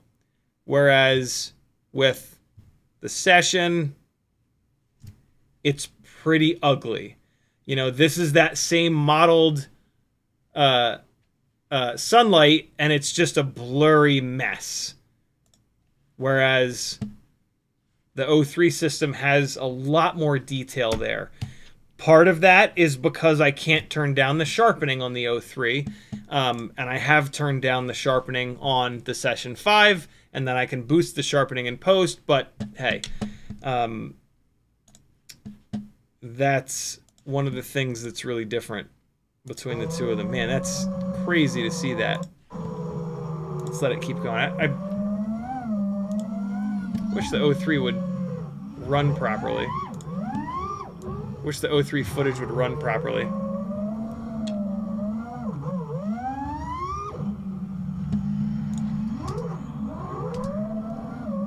Hey, those are synced up pretty good now. And this is just looking at the right half of the frame on both of them.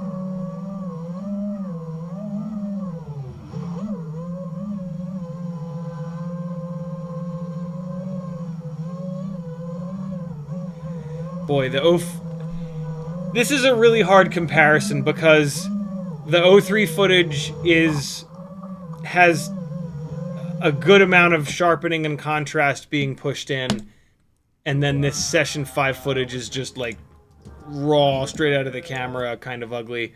But yeah, what a difference 5 years makes between camera systems. But at the same time, boy, does it piss me off that the O3 does not allow me to put it into a D-Log mode or turn down the contrast to the sharpening. I might be able to. Maybe I missed the contrast and the sharpening adjustments in the menu.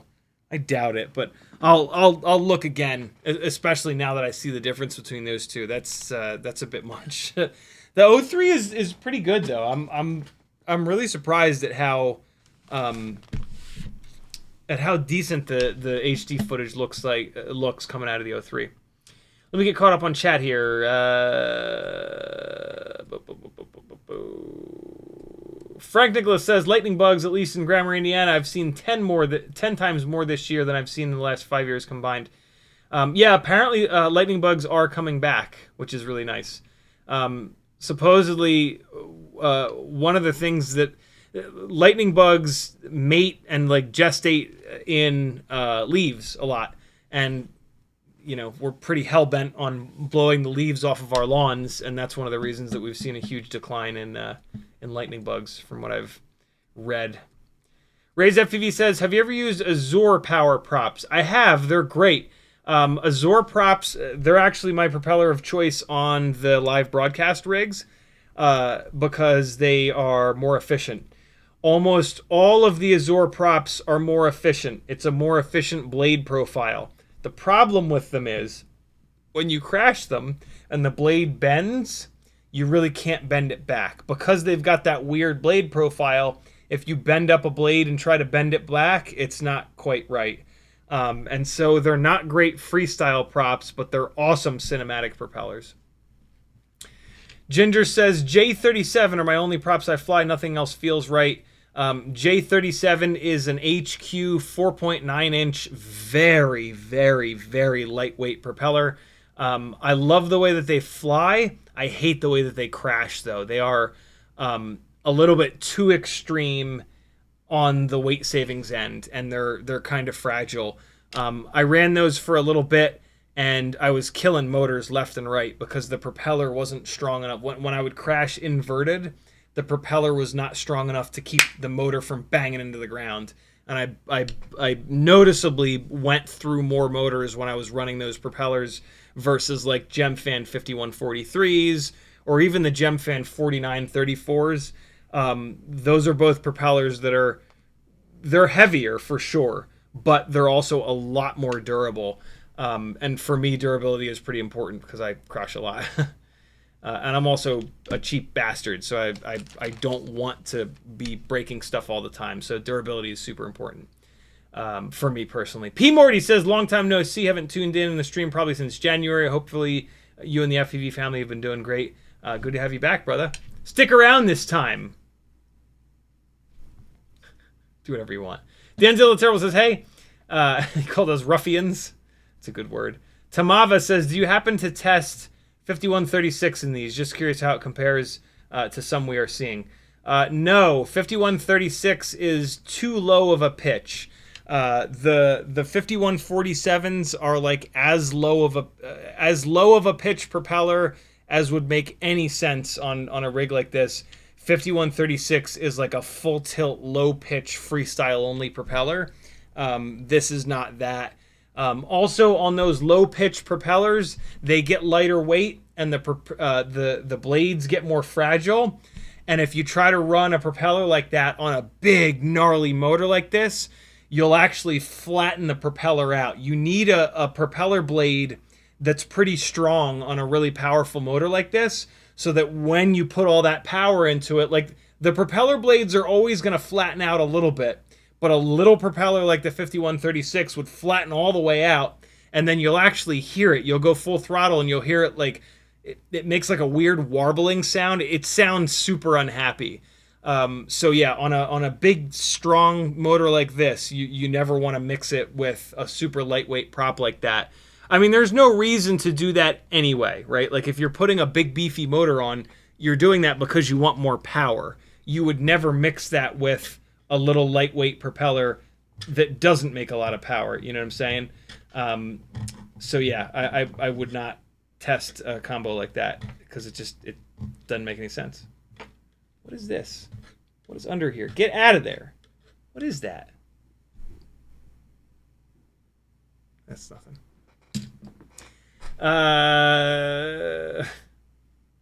Denzel the Terrible says, what are the differences between this glide and your normal 5-inch freestyle glides? I missed the build specs. This is the Cineglide frame, which Bob wanted something that had no propellers in view. He also wanted something where the FPV camera would be the lowest point so that you could fly it really low to the ground. For me, I went with this frame because I wanted something with no props in view for live broadcast stuff here, but also here. Dead cat arms that will clear 5.5-inch propellers if you use the Session on here. If you put a Hero mount on it, you can't run 5.5-inch props. You can only run 5-inch props. Dead cat, similar center section to the Glide. It takes Glide arms. You can run regular old Glide arms on here. Similar center section, but then it just stops here so that you can drop the camera up front and there. Very cool frame. I don't know if you can get this frame anymore. It's an older FPV cycle frame. Like I said earlier, there are probably frames out there that are better than this, but being able to use Glide arms is really, really cool. And yeah. Cineglide, friends. Very, very cool build. Very, very cool frame. Significantly harder to tune than a regular Glide frame, as all dead cats are. Whenever there's a dead cat arm design, you've got front arms that are shorter and swept back, and then you've got rear arms that are really long. So the front arms are going to oscillate and vibrate at one frequency, and then the rear arms are going to vibrate at a different frequency. So you kind of have to run 2 dynamic notch filters to try to catch each one of those different frequencies. They're just harder to tune. You don't want to really crash them. The front arms are not really designed for that. You know, Dead Cat is pretty specifically for cinematic stuff. Alley Cat says, sorry I'm late, but I made it. Good to have you. Neo Flow says, yo. And Uriel says, I just agree tonight. No feedback necessary. Brent Anderson grows weeds. Capital C says, I thought the 03 has D-Log feature. I thought it did too, but I could not find it in the menu. Let me look real quick, because the fact that I couldn't figure out how to turn down the sharpening or the contrast was kind of pissing me off.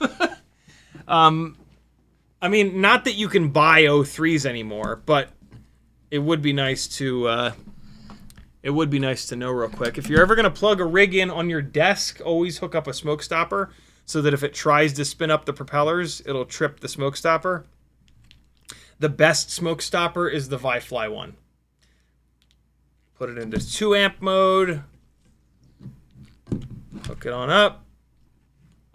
Let's power these goggles on first, though, since they take a little bit more time. And let's just see here. All right. All right, so as soon as this connects, I'm going to go into the menu, and I'll just read you guys off the different menu features here. Come on. There it is. All right, so it's connected. We're going to go into the main menu, and I'll go down to transmission first because I always go to transmission first. Broadcasting off, focus mode off, channel mode manual, bandwidth 20 megahertz for more range in theory. And all right, that's everything in transmission. Now we're going to go to settings. This is where it's actually going to be. Camera. Aspect ratio 16:9. It won't let me change to 4:3. Oh, okay, I had it in 4K 60. I did not have it in 2.7. I think if I go to 2.7, it'll let me do 4:3. Let me actually... Well, what about 4K 30? Will 4K 30 let me do 4:3? I really want 4:3. Nope. It's going to be 2.7. Let's see. 2.7, 60. I bet you now it lets me... Yep, now it lets me go to 4:3. All right, I'm going to leave it there. I really don't like flying in 16:9. Camera FOV, wide, ultra wide, or normal. I didn't realize ultra wide was an option. Nothing changed. Okay, camera FOV doesn't change anything. Unless it changes it on the recording side, it didn't change it in my view. Recording stabilization off. Auto ISO limit 6400. Hell no, bro. Bring that down to 800. Grid lines off. Center point off. Safe zone. Nothing. Air unit storage. Internal storage. Format. Advanced camera settings. This is where it should be. Record with both. Camera view recording is turned on. Auto record on takeoff is turned off. Oh, look at that. Color is on D-Cinelike. Wow, it was that contrasty. And it's still in D-Cinelike. Holy shit. And there's sharpening. Man, the sharpening is at -2 already. Good God. And that's as low as I can make it. I wonder if I made these changes after that flight, because boy, that did not look like D-Cinelike or -2 sharpness. Noise reduction is zeroed out. Auto flicker, auto, anti-flicker, auto, video subtitles. What the hell's that mean? All right, there's a chance that I hadn't changed that stuff before I flew that battery. Well, cool. There we go. Good to know. So we will do another comparison. I'm going to fly this thing this weekend, and we'll compare the Session 5 footage to the 03 footage with those settings. Hopefully it's... hopefully there's a little bit less contrast. That was a bit much. That was super contrasty, and super sharp. So yeah, awesome. Denzel the Terrible says, what motors? Brother Hobby 2507 1850 kV motor limited down to 90%. Big power motors. Off Axis is in the house. He says, wishing you could join us for FPV, the city of Vancouver. Yeah, man. I also wish I could have made it to West Coast Throwdown, but this has been an incredibly expensive year in terms of travel. So I gotta chill for the rest of the year. Maybe next year. Frank Nicholas says, CiottiFPV and anyone else, I have 03s that are available for purchase, some still new in box.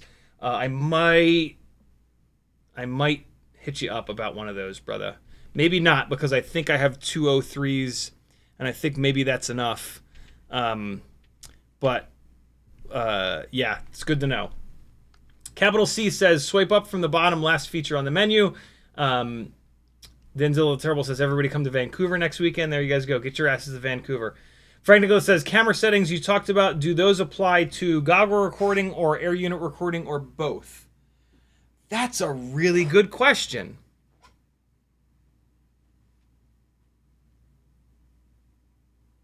It better apply to the DVR. I would assume that it's also going to apply those changes to the goggle recording. But that's a really good question. Yeah, my assumption is that it should be both. It should apply them to both. It does apply them to both, because when I was changing them in the goggles, other than the field of view setting didn't change anything in the goggles. Everything else that I changed in the goggles, it affected. So yeah, it's both. Capital C says, on the main open screen, swipe up from the bottom to get all your camera options without using the main menu. That doesn't get you all the camera options. That gets you some, but definitely not all. There's a bunch of extra options on the side screen, which is why I use that. Frank Nicholas says, time to do testing of the camera settings in both DVR and Air Unit. Yeah, that's true. I can do that. Nope, I don't have that file. Yeah, it's easy to do. You know what's super annoying is dealing with a micro SD card in here, a micro SD card in there, and a micro SD card in the fucking goggles. Like, having all of these flights recorded in 3 different places is kind of annoying. But, I mean, typically the goggle foot DVR is just for emergencies, right? And then I won't always carry the session on here. This thing is really built for the 03 camera. I wish that I could have put 04 in here, but it just absolutely won't fit. Like, no chance of it fitting up here. So 03 is the best that this is going to get. The hell's all over the lens?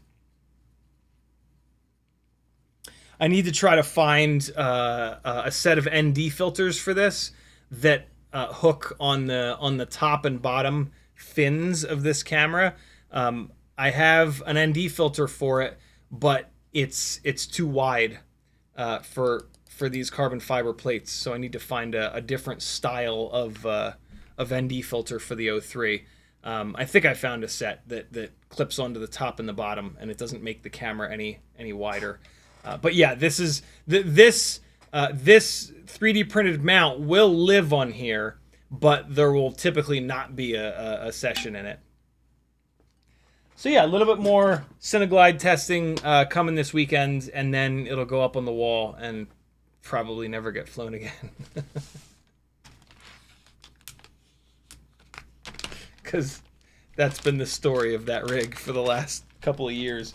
I've had this thing built for a while, man. Bob sent me this, the prototype frame and then the production frame many years ago. But that's okay. Frank says, on macOS, name the micro SD cards per the devices. That's a really good idea. That's a really good idea. All right, friends, thanks for hanging out. Have a wonderful rest of your Friday night. Denzel the Terrible says camera butter. Yep, those are the exact ones that I'm looking at. Have an excellent Friday night. Oh, no, it's a 6 battery live stream. You fly 6 batteries. I'm going to fly 1. Fly your first of your 6 batteries along with me, and then fly your other 5, and you'll be a little bit better of a pilot tomorrow. This is the Newbie Drone Hummingbird Race V2 with HQ 1.2 by 1.2. It just fell on the floor and bounced so far away that I can't reach it. This is a Air 65 with quad blades and 0702 40,000 kV motors. 40,000 kV motors and quad blades. What a terrible idea that is. Or is it a great idea? Teddy's in the house. He heard the beeps. He came running. ELRS is taking forever to connect, as always. Well, not as always. It's because I turn the transmitter on after I plug the quad in. Come on, Express LRS. Quickly, go around the horn. There it is. Woo, my God. Quad blades, baby. Look at all that grip.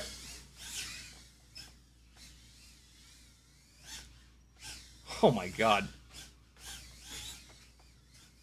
Oh, my God. These quad blades are something, baby. This thing is accurate with these. Wow. Hey. So this is a BetaFPV Air build. So all of the flashing and shit, that's it threatening to go full rainbow. I don't know what the hell BetaFPV is doing with their VTXs, but they're a mess. Always have been. Apparently they always will be. Oh my God, that was... I didn't get any elevation for that power loop.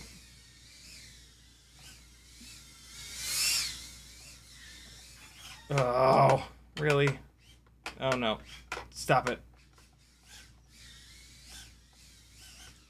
Oh, come on now.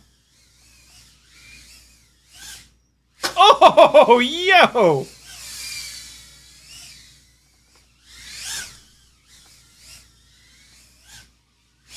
Oh, look at the flashes. Flashes can't stop me, though. Nothing can stop me, except for that gate. Ah! Oh. Oh, stop it. Whoo! If you haven't gotten a set of these HQ quad blades yet, what are you waiting for? Boy, they are... This feels like a scalpel with these props, man. I've been flying bi-blades a little bit lately. And so that's probably why I'm noticing... That's probably why it's so noticeable. Wow, that's fun, man. That's fun to fly on those quad blades. The bi-blades are fun too, but that's really cool. Man, I've really noticed it. Very cool. Brand new, these HQ quad blades. Get yourself a set. Weebleed should have them. Use my affiliate link. Buy yourself something on this Friday. You're worth it. You got paid today. Waste that money on FPV stuff. Wow, man, that's really noticeable. Probably the past like 15, 20 batteries that I've flown in the basement have been on the HQ bi-blades. That is very cool. Damn, just direction changes. Thanks for hanging out, friends. I'll see you guys Sunday at 3 o'clock. Be good. CiottiFPV.com for support if you like these and want to see them continue. Love you, bye! Here's some in-goggle footage from the 5152s. Bye-bye!